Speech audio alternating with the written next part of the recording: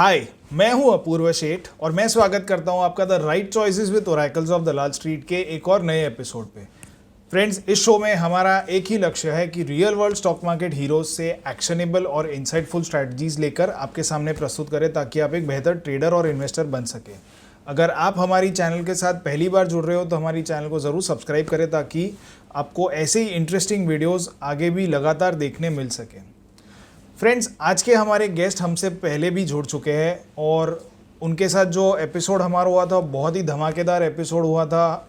हमारे जो व्यूअर्स हैं सबको बहुत ही पसंद आया था और तभी हमने उनसे वादा लिया था कि हम एक और बार इन्हें हमारे शो पर बुलाएंगे। So he is here today with us. He is done BTech from Delhi college of engineering. इन्होंने central secretariat department government of India के साथ लगभग 2016 से 2019 के बीच में काम किया और उसके बाद मार्केट्स के अपने पैशन को आगे बढ़ाने के लिए उन्होंने जॉब छोड़ दी और फिर ट्रेडिंग की है और साथ साथ बहुत सारे टेक्निकल एनालिसिस के कोर्सेज भी किए। तो जो चार्टर्ड मार्केट टेक्नीशियन है which is gold standard of technical analysis, इन्होंने तीनों लेवल्स क्लियर किए हैं। He is a certified financial technician और अभी फ़िलहाल ये MSTA की भी तैयारी कर रहे हैं, लेवल 1 क्लियर कर चुके हैं। सो चलिए स्वागत करते हैं हिमांशु शर्मा जी का। Himanshu ji, welcome to our show.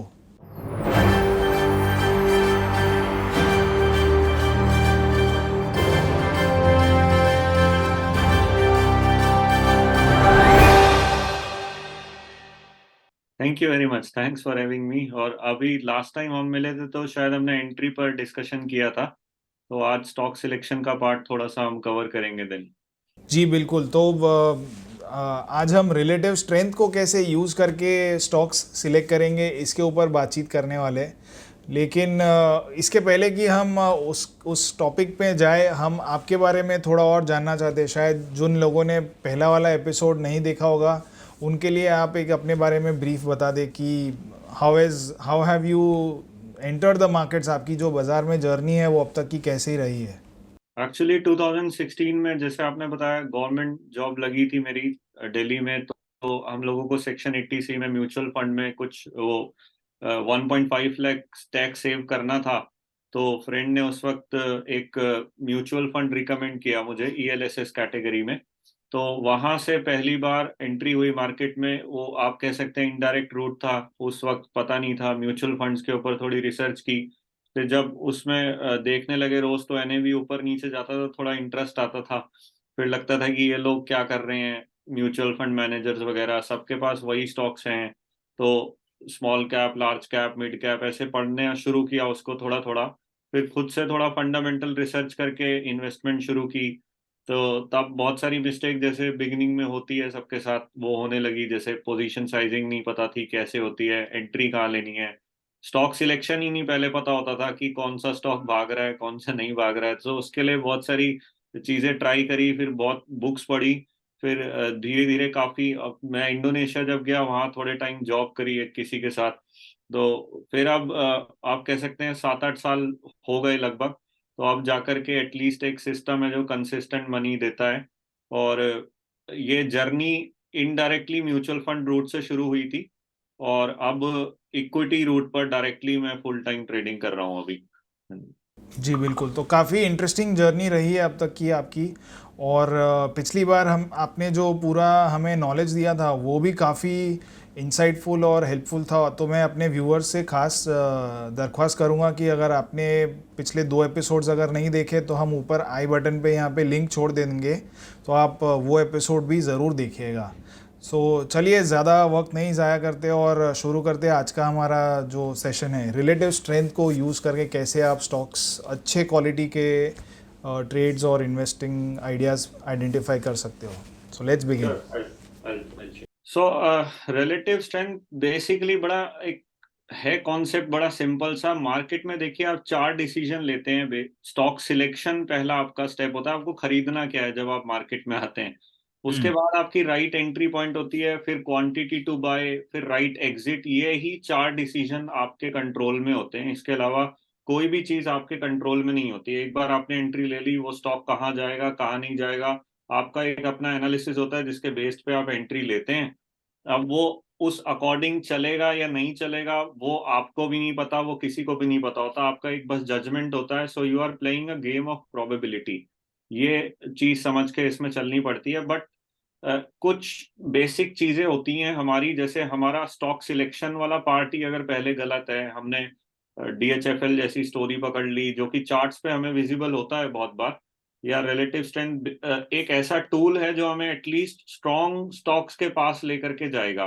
तो आप देखेंगे अभी इंडियन मार्केट इवॉल्व हो रही है। पहले मैं जब काफी साल भी नहीं, आप देखेंगे और लगभग 1-2 साल में 300 350 कंपनीज और लिस्ट हो गई हैं। तो ये 2200 समथिंग एनएससी पर ही लिस्ट हो गई। अब जैसे जैसे नए आईपीओज आ रहे हैं तो मैनुअली स्कैन करना बड़ा इम्पॉसिबल हो जाएगा धीरे धीरे। तो हम्म। उसके लिए हमें टूल्स यूज करने पड़ते हैं कुछ, जिसमें रिलेटिव स्ट्रेंथ एक बड़ा टाइम टेस्टेड टूल है जो 1900s में, जो पहले आप जैसे जैसे लिवरमोर सर की बुक्स पढ़ेंगे, how to trade in stocks, reminiscences of stock operator, या वहां से लेके 1958 में जैसे निकोलस डार्वस के बारे में जब आप पढ़ेंगे, सभी ने डायरेक्टली और इनडायरेक्टली रिलेटिव स्ट्रेंथ कॉन्सेप्ट को यूज किया है। कुछ ट्रेडर्स ने अपनी बुक्स में डायरेक्टली मेंशन किया है कि yes they are using relative strength as a topic.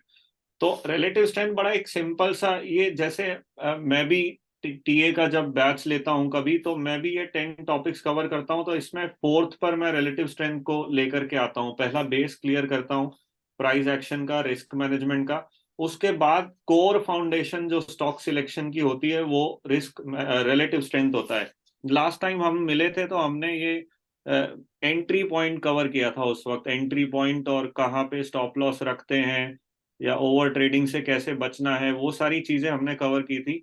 अगर फ्यूचर में हम मिले तो फिर एग्जिट पार्ट पर भी हम एक वीडियो सीरीज कर लेंगे। तो अभी हमारा रिलेटिव स्ट्रेंथ का बड़ा सिंपल सा फंडा होता है।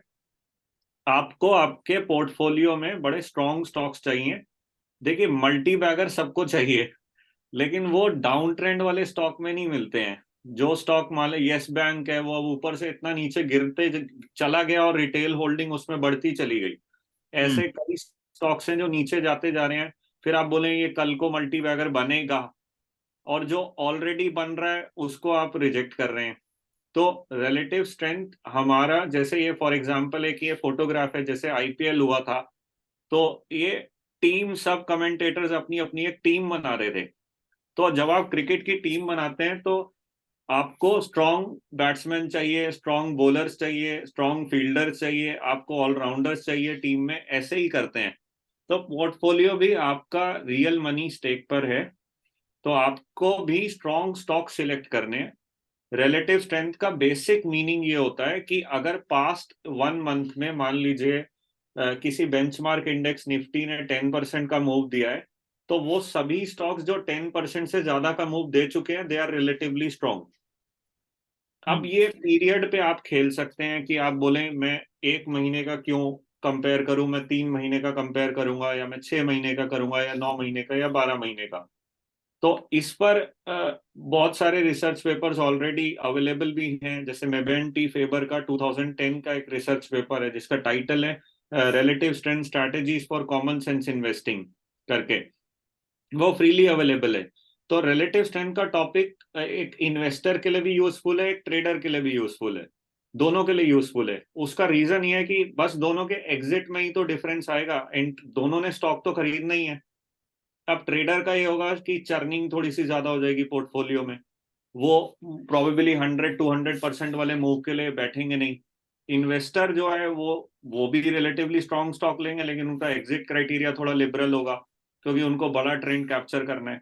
तो दोनों के लिए यूजफुल है। इसमें हम पास्ट एन पीरियड की परफॉर्मेंस लेते हैं किसी स्टॉक या इंडेक्स की, और उसको बेंचमार्क के साथ कंपेयर करते हैं। फॉर इंस्टेंस, हम मान लीजिए आज कोरिया में चले गए इन्वेस्ट करने, तो मैं वहां पर भी यही स्कैन रन करूंगा कि मैं देखूंगा कोरियन बेंचमार्क ने कैसा परफॉर्म करा है पास्ट 3 मंथ्स में, और वो सारे स्टॉक्स की मुझे लिस्ट दे दो जिन्होंने 3 मंथ्स में कोरियन बेंचमार्क से ज्यादा परफॉर्मेंस अच्छी दी है। उसमें फिर हम अपनी बाइंग को इंटैक्ट करेंगे, बाकी अपना प्राइस स्ट्रक्चर वगैरह आगे देख करके। तो अब ये एन पीरियड 9 महीने 12 महीने भी हो सकता है, बट जनरली वो बहुत लेट हो जाता है। जब आप 9 मंथ की या 12 मंथ्स की परफॉर्मेंस को कंपेयर कर रहे हैं, तो आपने एक मेजर मूव पहले का मिस कर दिया। अब इस एन पीरियड को आप 7 डेज भी नहीं रख सकते। उस केस में ये होता है कि कुछ स्टॉक्स जो है वो न्यूज बेस्ड, उनमें सर्किट लग गया कभी, तो उसमें बहुत सारे फिर वो वीक नेम भी आ जाएंगे जो होंगे तो डाउन ट्रेंड में, पर शायद उनमें एक बाउंस आया होगा। तो 1 मंथ और 3 मंथ का एक टाइम पीरियड होता है जो आपको कंफर्टेबली बहुत स्ट्रॉन्ग स्टॉक्स के पास लेकर के जाएगा। सो रिलेटिव स्ट्रेंथ मेजर करने के बड़े सारे तरीके होते हैं। इसमें विजुअल कंपैरिजन होता है पहले, बड़ा बेसिक सा, और फिर हम जाते हैं रेशियो एनालिसिस में। इंडिकेटर्स हैं बड़े सारे अवेलेबल, आरएस रेटिंग है, ये हम एक एक करके कवर कर लेंगे। तो विजुअल एनालिसिस में बड़ा, जैसे मेरा ट्वीट है इंडियन होटल और chalet hotel, I was asking this on 1 दिसंबर, या एबीबी इंडिया का मैंने एक ट्वीट किया कि ये स्टॉक गिरा नहीं मार्केट करेक्शन में भी, और ये फ्लोट करता रहा, didn't fall during the correction, high in relative strength. तो ये मैं कैसे देख रहा हूँ, ये बहुत सिंपल सा तरीका है। जैसे आप ट्रेडिंग व्यू पर जाइए या किसी भी चार्टिंग प्लेटफॉर्म को खोलिए, आपको मैं रिकमेंड करूंगा कि आप एक सेक्टर वाइज उसमें लिस्ट बना लें।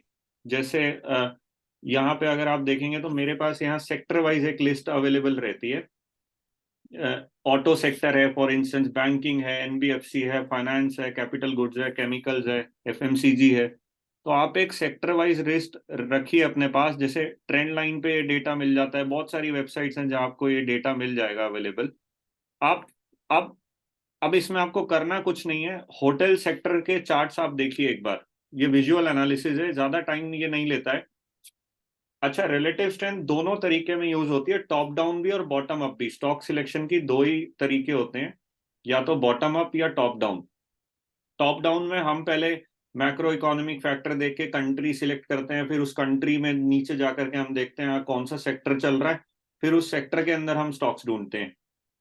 तो एक बॉटम्स अप अप्रोच होती है कि हम रिलेटिव स्ट्रेंथ वाले सारे स्ट्रॉन्गर स्टॉक्स की बास्केट निकाल ली, उसमें हम देखते हैं कि अच्छा इस वाले सेक्टर के बहुत सारे नाम है इस स्कैन में, तो this sector is probably doing good. Hotel हो गया, या अभी आप देख रहे हैं जैसे आईटी सेक्टर में buying I last week. Banking space में पीएसयू बैंक्स बड़े स्ट्रांग दिख रहे हैं अभी जैसे। तो ये रिलेटिव स्ट्रेंथ बॉटम अप में भी हेल्प करता है और टॉप डाउन में भी हेल्प करता है। अब मुझे अगर कंट्री का एनालिसिस करना है तो मैं जापान की market, Korean market, KOSPI, CAC, DAX, FTSE, सारे इंडाइसिस का कंपैरिजन करूंगा।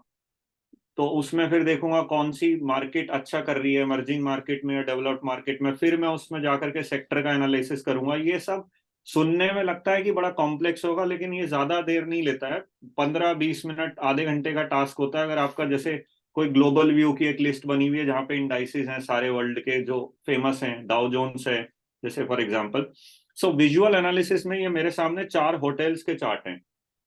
शैलेट है, EIH एसोसिएटेड है, ताज जीवीके है, इंडियन होटल्स है।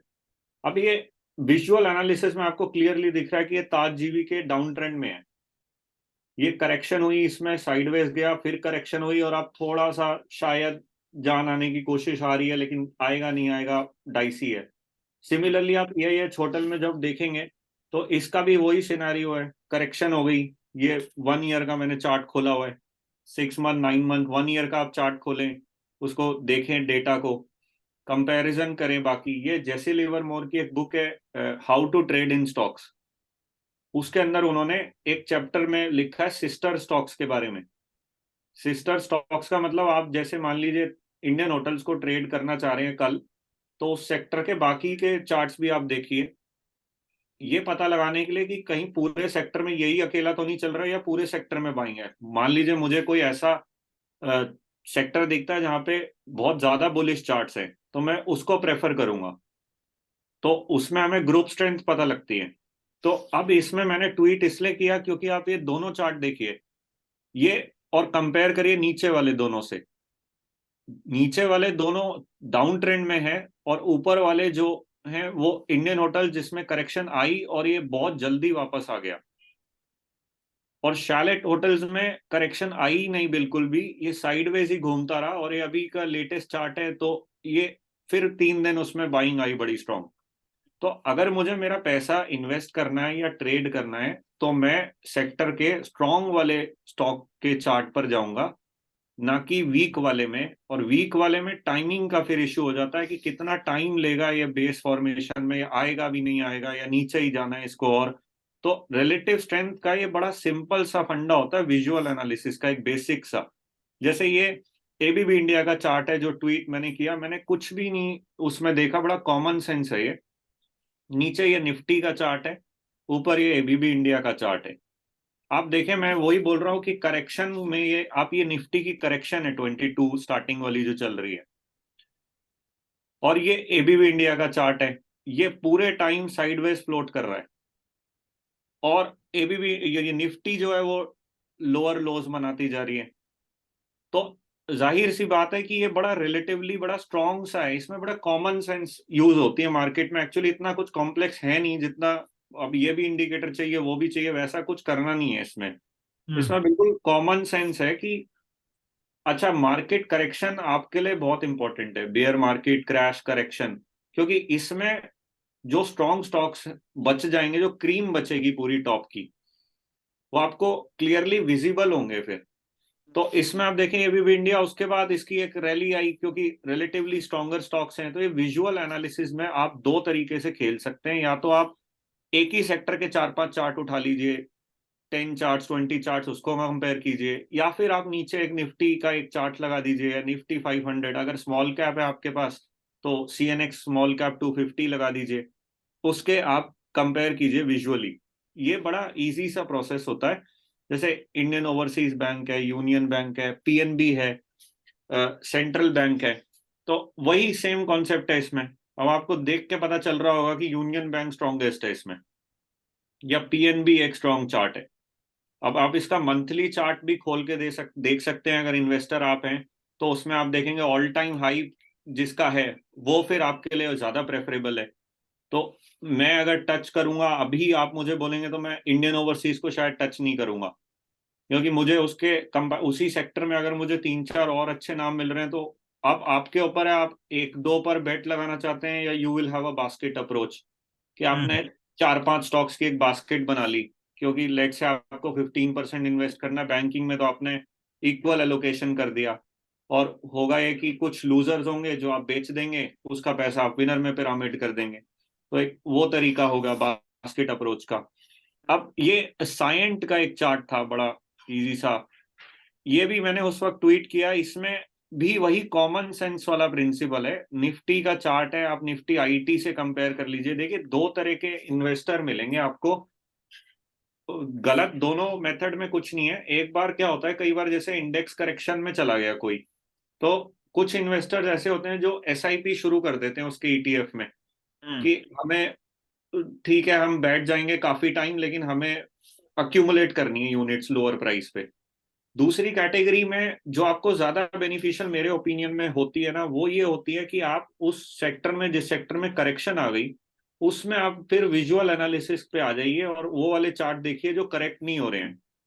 तो उन केस में क्या होगा, जैसे साइंट एक था, सेक्सॉफ्ट एक चार्ट था, न्यूजन था, तो इनमें करेक्शन नहीं आई है।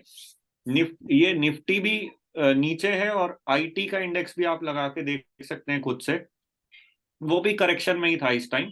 But since, you look at the chart, it was consolidating horizontally and then it formed higher lows, और Nifty was making lower lows। और जैसे ही आप देखेंगे, बिकॉज ये एक स्ट्रॉन्ग स्टॉक ऐसा है करेक्शन फेज में, जैसे प्रेशर कुकर है, उसमें स्टीम अक्यूमुलेट होती जा रही है। जैसे ही प्रेशर हटेगा मार्केट करेक्शन का, वो फ्लो ब्लास्ट करेगा एकदम। तो उसी तरीके से साइन का मूव 1000 से लेके ऑलमोस्ट 2000 तक बड़ा स्मूथली चला, अगर कोई इन्वेस्टर है तो उसके लिए। क्योंकि इन्वेस्टर इतने वॉलेटिलिटी पे वीकली चार्ट यूज करते हुए उसको फॉलो करते हैं। तो विजुअल एनालिसिस में ये एक बुक है बड़ी अच्छी, Nicholas डार्विस, how I made $2 million in the stock market. So is mentioning here, I followed the quotation इन बैरेंस, वो जो मैगजीन जो इनके पास आती थी। आई ट्राई टू डिटेक्ट दो stocks that resisted the decline. ये बड़ा टाइम टेस्टेड प्रिंसिपल है रिलेटिव स्ट्रेंथ का, सबने अलग अलग तरीके से अपने अपने वे में इसको बोला है, directly indirectly. I reasoned that if they could swim against the stream, they were the ones that would advance most rapidly when the current changed. तो ये मार्केट करेक्शन का फेज है। एक इन्होंने थर्ड अपनी जो बुक लिखी है 1970s में, you can still make it in the market, उसमें भी ये वही प्रिंसिपल फॉलो कर रहे हैं कि मार्केट करेक्शन में है, कैश में बैठे हुए हैं, अब जाना है मार्केट में, तो he is looking for stocks जो करेक्ट ही नहीं हुए हैं, जो जिन्होंने रेजिस्ट करा है उस डिक्लाइन को। तो ये विजुअल एनालिसिस का टॉपिक, जैसे डिक्सन टेक्नोलॉजीज कोविड में आप देखेंगे करेक्शन आई, मार्केट ने हाई लगाया सितंबर अक्टूबर में, उससे पहले ही आप लॉरस लैब डिक्सन का चार्ट खोल के देखेंगे, ये वापस आ गए बहुत जल्दी, गिरे आई थे थिंक तो ये काफी। सारे चार्ट्स हमने पिछली बार भी डिस्कस किए थे, हाँ डिक्सन, जी, लॉरस। ये वाला हमने किया था, डिक्सन वाला हमने कवर किया था। सेक्सॉफ्ट एक फॉर एग्जांपल विजुअल एनालिसिस का टूल है, तो इसमें इंडेक्स, ये आईटी इंडेक्स है, मैं हम्म। निफ्टी भी नहीं लगा रहा क्योंकि निफ्टी से भी ज्यादा बुरे हाल थे आईटी इंडेक्स के उस टाइम, तो हम्म। आईटी बहुत बुरे हाल में है सेक्सॉफ्ट। सो बट विजुअल एनालिसिस में प्रॉब्लम ये है कि कितना आप, ये कम्बरसम प्रोसेस है थोड़ा। इसमें मान लीजिए मैं आपको 10 इंडाइसिस दे दूं, हम्म। अब आपके सामने मान लीजिए इंडियन मार्केट में 10 इंडेक्स है, बैंकिंग है, रियल एस्टेट है, आईटी है, आपको देखना है किस में पैसा लगाना है। तो दो दो का कंपैरिजन करने बैठेंगे तो 45 चार्ट देखने पड़ेंगे, 45, क्योंकि प्रोबेबल परम्यूटेशन कॉम्बिनेशन से 45 बनेंगे, तो ये बड़ा थोड़ा कम्बरसम प्रोसेस हो जाता है। इसलिए इसमें हम जब 2 या 3 स्टॉक्स हैं तब तो चलता है, लेकिन अगर 10-20 हो गए, या मान लीजिए आपको यही देखना है कि कौन सी कंट्री में मुझे पैसा लगाना है, वहां पे 20 इंडाइसिस हैं, तो उस केस में 90 चार्ट्स बन जाएंगे टोटल। तो आप उस 380 190 चार्ट्स बनेंगे टोटल कॉम्बिनेशन। तो इसलिए हम विजुअल एनालिसिस एसेट एलोकेशन के लिए ज्यादा यूजफुल हो जाता है कभी कभी, जैसे गोल्ड में जाना है या रियल एस्टेट में जाना है या इक्विटी में जाना है, तो तीनों का एक इंडेक्स बेंचमार्क लेके कंपैरिजन कर लिया।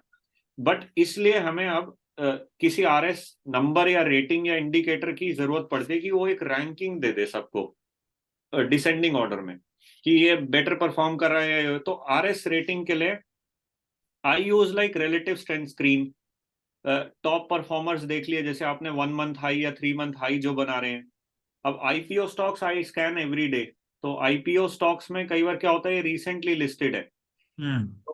रिसेंटली लिस्टेड वालों में कई बार कंपनी तो बहुत पुरानी है बट स्टॉक रिसेंटली लिस्ट हुआ है, कैश रेज करा है, तो वो एकदम से मूव आता है उनके अंदर बहुत तेज, तो उनके अंदर कई बार क्या होता है कि 3 मंथ वाला तो पीरियड होता नहीं है उनका बेंचमार्क कंपैरिजन करने के लिए, तो उसके लिए हमें मैनुअली चार्ट देखने पड़ते हैं। तो होता यह है कि एक तरीका तो होता है रेशियो एनालिसिस का। रेशियो एनालिसिस में ये होता है, जैसे फॉर एग्जांपल मुझे देखना है आईटी और बैंकिंग में कौन अच्छा परफॉर्म, या रियल एस्टेट कैसा परफॉर्म कर रहा है, तो हम सीएनएक्स रियलिटी में गए। इसको यहाँ पर ट्रेडिंग व्यू में एक टूल है डिवाइड का, तो आप यहाँ पे डिवीजन लगाएंगे, उसके बाद आप निफ्टी पे क्लिक करेंगे, तो ये रियल एस्टेट और निफ्टी के इंडेक्स का ये रेशियो चार्ट है। हम्म। इसको मैं मंथली खोलता हूँ आपके लिए, इन्वेस्टर्स के लिए कैसे यूजफुल होता है, ये मंथली चार्ट है पूरा। अब आप देखेंगे कि रियल एस्टेट न्यूमरेटर में और निफ्टी डिनोमिनेटर में, तो ये रेशियो जब बढ़ेगा that means real estate is out performing Nifty. तो अब आप ये रेशियो चार्ट बड़ा इजीली लगा लगा के आप देख सकते हैं इसमें कि यहां पर जाकर के एक आउट परफॉर्मेंस रियल एस्टेट की शुरू हुई है लगभग सितंबर 23 में, अब चल रहा है दिसंबर, अब आप ऑलमोस्ट नवंबर में अक्टूबर में रियल एस्टेट स्टॉक्स के मूव देखिए, ब्रिगेड एंटरप्राइजेज है, शोभा है, ओबरॉय रियलिटी है, गोदरेज प्रॉपर्टीज है, गोदरेज ने आई थिंक बोला हम होटल सेगमेंट में भी दे आर एंटरिंग नाउ। और सबके नंबर्स भी काफ़ी अच्छे आए हैं, तो अच्छा इवन है। That is helping them break out of this consolidation. हाँ जी, तो ये अब एक सेक्टर जो ऑलमोस्ट एक लगभग 10 साल के बाद बाहर आ रहा है, हम्म। और रेशियो चार्ट मुझे बता रहा है रिलेटिव स्ट्रेंथ के अकॉर्डिंगली कि हाँ ये सेक्टर आउट परफॉर्म कर रहा है निफ्टी को। तो then what will I do, वही मेरे पास रियल एस्टेट सेक्टर की एक लिस्ट अवेलेबल होगी, तो मैं रियल एस्टेट के स्टॉक्स में जाऊंगा और वहां पर मैं फिर सबको मैनुअली देखूंगा। ये ऑलमोस्ट 20-30 मिनट्स लगते हैं इसमें। इसमें विजुअली आपको देख के पता चल जाएगा कि कौन सा स्टॉक जो है वो स्ट्रांग है, कौन सा वीक है। जैसे शोभा एक चार्ट है, सनटेक रियलिटी, तो आप लिस्टेड प्लेयर्स देखेंगे, उसमें आप उसको प्रेफर करेंगे जो हाई के पास है, या जो इसी सेक्टर की तरह अपने हाई को क्रॉस पहले कर चुका है। तो this is one method of ratio analysis. अब इसमें भी प्रॉब्लम यही आती है कि कितनी रेशियोज आप देखेंगे, ये अगर 2-3 है तब तो ठीक है, जैसे TCS, इन्फोसिस और HCL टेक में देखना है तो तीनों की रेशियो आपने लगा के देख लिया, 3 ratios. But manually it is very cumbersome process, very I think impossible to do अगर बहुत ज्यादा नंबर्स हैं तो उसके लिए कई बार हम इंडिकेटर यूज कर लेते हैं। जैसे आप सिंपल रिलेटिव स्ट्रेंथ लिखेंगे अगर यहाँ पे, तो रिलेटिव स्ट्रेंथ के लिए बड़े सारे इंडिकेटर्स बने हुए हैं। जैसे ये एक अर्पन ट्रेडर करके, फॉर एग्जांपल हम इस पे चलते हैं, relative strength of a stock. तो ये आप इसमें कंपैरिजन कर सकते हैं सेटिंग चेंज करके कि आपको किस इंडेक्स के साथ कंपैरिजन करना है। फॉर एग्जांपल इन्होंने निफ्टी लिया हुआ है, सो आप इसको रियल एस्टेट के साथ कंपेयर कर सकते हैं। पीरियड आप 3 मंथ्स फॉर इंस्टेंस 60 डेज लगभग होंगे, 60-66 डेज, वो आप सिलेक्ट कर दीजिए। जैसे मैं मान लीजिए मैं ये यूज करता नहीं हूँ, वैसे मैं जो यूज करता हूँ मैं बताऊंगा आपको अभी। और अब ये वीकली चार्ट है शोभा रियलिटी का। तो आप अब यहाँ देखें कि ये लाइन जब 0 के ऊपर जाएगी that means Sobha realty is beating the Nifty index, और ये लाइन जब नीचे आ जाएगी that means now it is under performing.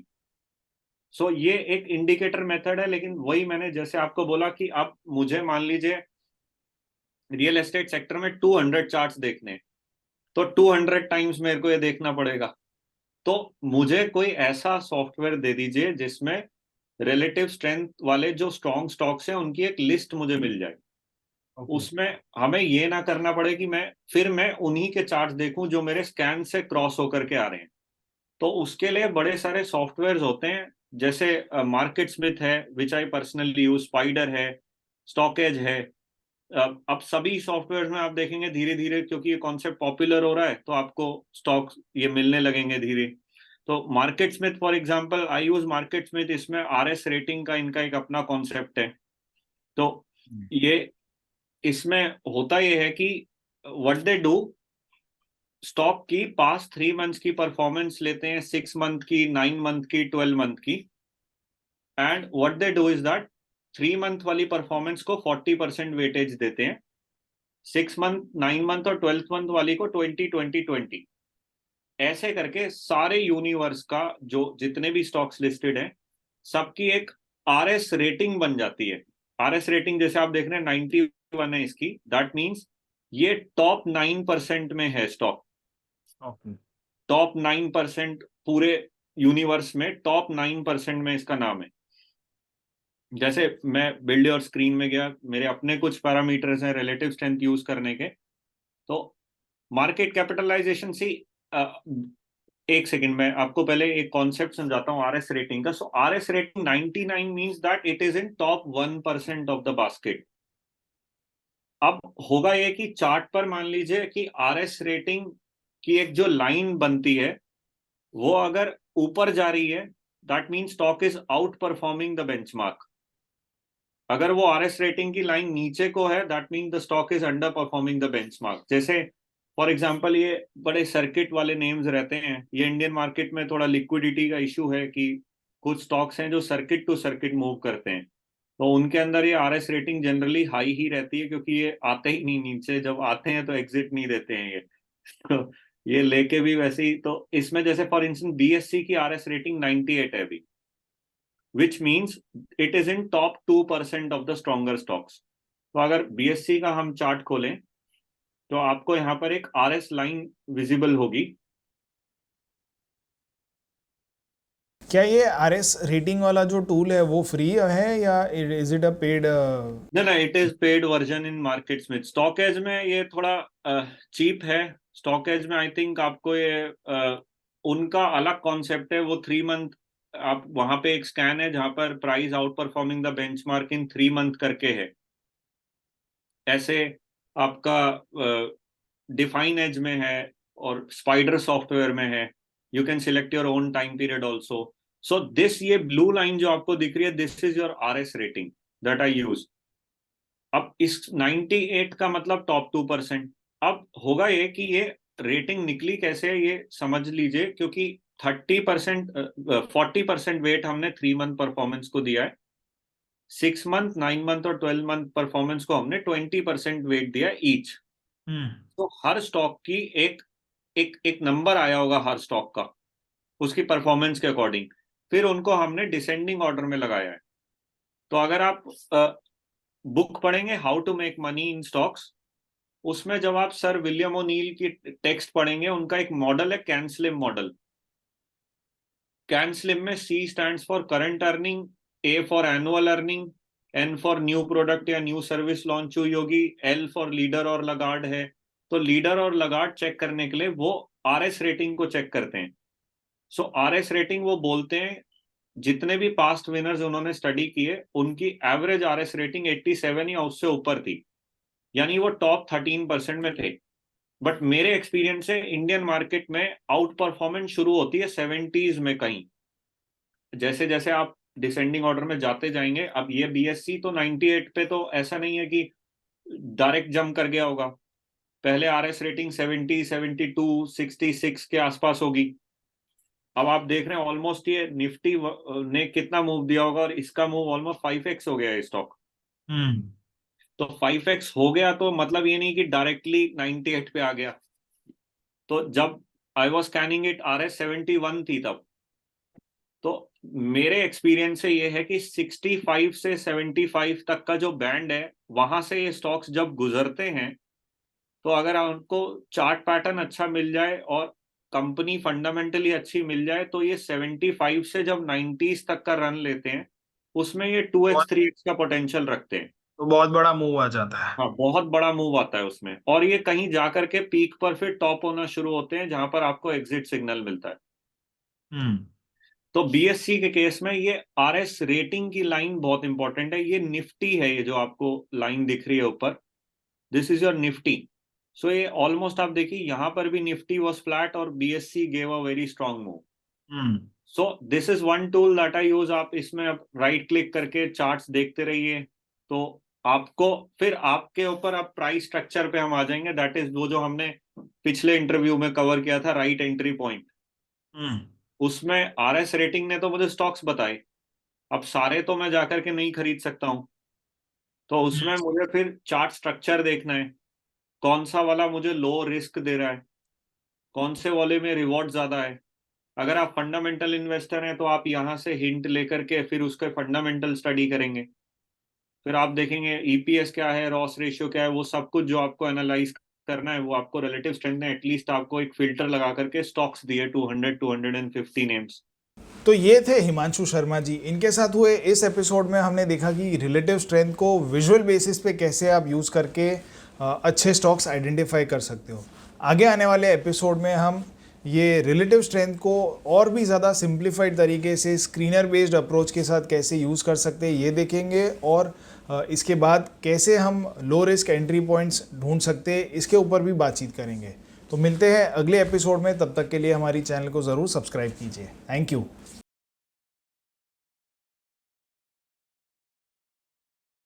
सैनको trading app, आप ही के ट्रेडिंग का अनदेखा सच। Investments in securities market are subject to market risks. Read all the related documents carefully before investing.